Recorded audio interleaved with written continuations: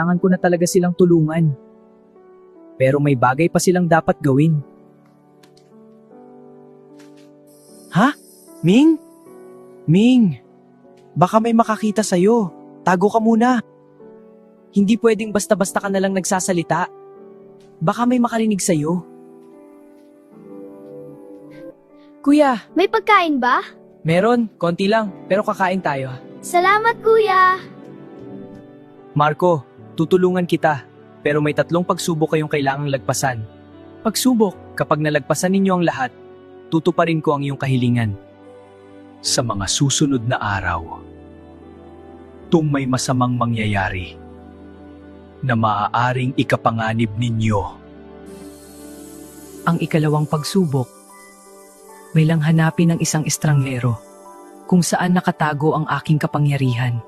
At ang huli, kailangan mong balikan ang iyong ama at ipagpatuloy ang iyong pag-aaral. Pero Ming, ano pala yung masamang mangyayari? May ilang masasamang loob na matagal nang nananamantala sa akin. Hindi ako nagkakamali. Iyan ang matagal na hinahanap ni boss.